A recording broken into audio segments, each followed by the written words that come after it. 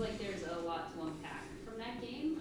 From your vantage point, it's tough to lose that lead so late, but how would you kind of assess the overall effort, you guys coming back there to at least get a point? I mean, I'm happy that we battled our way back and got a point, but it's far too many games now that we're having to battle our way back. We're always playing from behind here lately. I think first period there was some spurts of good. Then they controlled some play. The second period, I thought we kind of killed ourselves with just a barrage to the penalty box, 3 in a row, and we lose all the momentum where guys aren't playing very much, and it's hard to grab traction again in those moments. I thought the third period we pressed. We've been doing that for the last couple of weeks now of finding our way back into games in the third period, but against these, especially this weekend against the Wilkes-Barre and against Laval, there's very good teams in the league. Like, we just can't spot teams' goals like that, and we can't have to always play from behind and try to scratch and claw our way back into the game.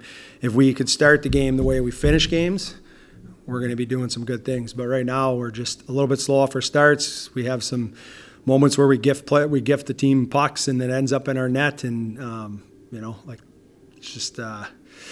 It's kind of what it is, but we got to find our way through it, and that's part of the learning process with a new team and a young team, and everything that we have here is that we got to learn how to start on time. We got to learn how to finish games. We got to learn how to manage games. There's a lot of situations that we're still working our way through. I do like the resiliency of our group. We don't stop. The team continues to play until the very end, but we just got to get ourselves out of those situations. I know you guys, we talked pregame about you kill the first 2-3 penalties. Yeah. It just was more kind of the bend until you break situation for the PK? Well, I think part of that, I mean, you end up killing 3 penalties in a row, and I don't know, it's probably like a 8-minute span that we were killing penalties. And, I mean, that was the turning point of that period, essentially. And you get one, we kill it the next one, and then you go right back into the box, and it's bang, that one's in your net, And it's hard. It's hard for the killers to continuously go over and ask them to do the same things over and over. And the other side of it, we need to earn more. We need to earn more penalties. We need to draw more penalties, and that starts with just harder plays in the O zone and harder plays in puck battles and moving our feet through situations to make them draw some penalties. And like the big thing for me when it comes to penalties is I'll take hard penalties and I'll kill a hard penalty any day, but the stick infractions, the penalties that are 200 feet away from our net or just unnecessary penalties, those are the ones that kill you. And especially if you have one and then you have 2 and then you stack it with a third, that becomes a problem. So we need to get ourselves out of those situations. You mentioned situational hockey, managing the game. When it's an empty net, there was of course that close call there.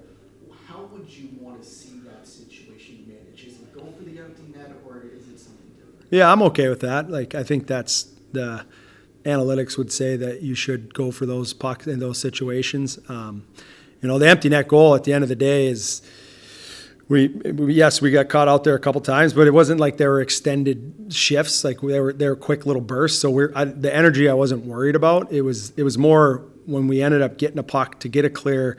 We don't get a hard flip out into the neutral zone. It doesn't get its way out, and then we stop playing. Like the minute they kept the puck in, we stopped playing. We come off the net. We lose our check coming out of the corner. They deliver a puck. We're not in the lane to block a shot, and then they get a tip, and then it's a tie game, and here we are. So, that's why you just have to understand where you're at in the situation. You got to understand also when that puck leaves the stick, like, is that getting out? Like, there's a good chance that that's probably staying in. So we got to work back inside, and we got to protect our net, and I didn't think we did that in that situation.